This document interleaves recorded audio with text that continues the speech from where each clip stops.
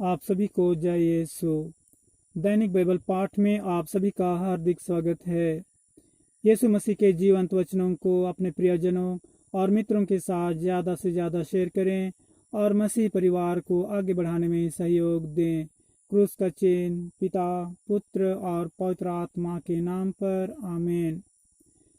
पहला पाठ प्रेरित चरित्र से, अध्याय 16 पद संख्याएं 22 से 34।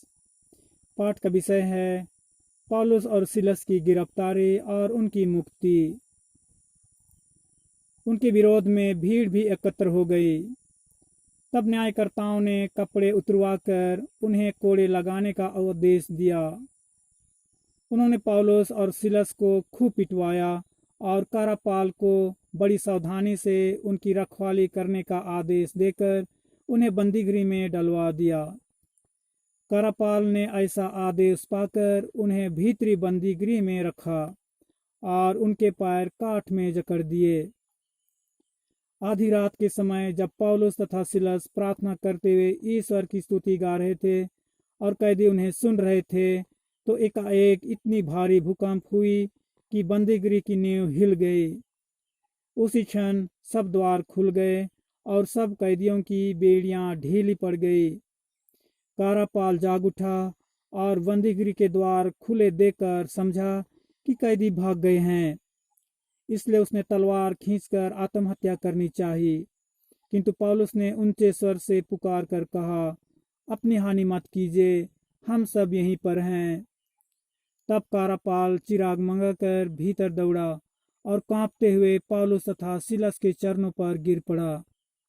उसने उन्हें बाहर ले जाकर कहा, सज्जनों, मुक्ति प्राप्त करने के लिए मुझे क्या करना चाहिए?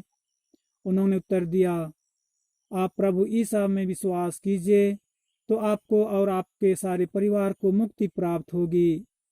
इसके बाद उन्होंने कारापाल और उसके सब घर वालों को ईश्वर का वचन सुनाया।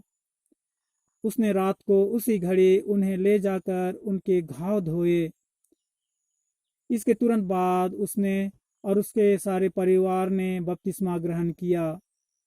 तब उसने पौलुस और सिलस को अपने यहाँ ले जाकर भोजन कराया और अपने सारे परिवार के साथ आनंद मनाया, क्योंकि उन्होंने ईश्वर में विश्वास किया था। यह प्रभु का जीवंत वचन है। ईश्वर को धन्यवाद। आमीन। सुसमाचार संत यूहन्ना के अनुसार, अध्याय 16 पद संख्याएं 5 से 11 तक। पाठ का विषय है पवित्र आत्मा का आगमन। मैंने प्रारंभ से ही तुम लोगों से यह नहीं कहा, क्योंकि मैं तुम्हारे साथ था। अब मैं उसके पास जा रहा हूँ जिसने मुझे भेजा, और तुम लोगों में कोई मुझसे यह नहीं पूछता कि आप कहाँ जा रहे हैं। मैंने तुमसे यह कहा है, इसलिए तुम्हारे हृदय शोक से भर गए हैं। फिर भी मैं तुम लोगों से सच कहता हूँ, तुम्हारा कल्याण इसी में है कि मैं चला जाऊं।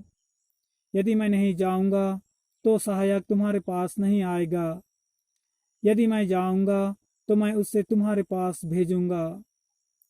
जब वह आएगा तो पाप, धार्मिकता और दंडाज्ञा के विषय में संसार का भ्रम प्रमाणित कर देगा। पाप के विषय में, क्योंकि ये मुझ में विश्वास नहीं करते।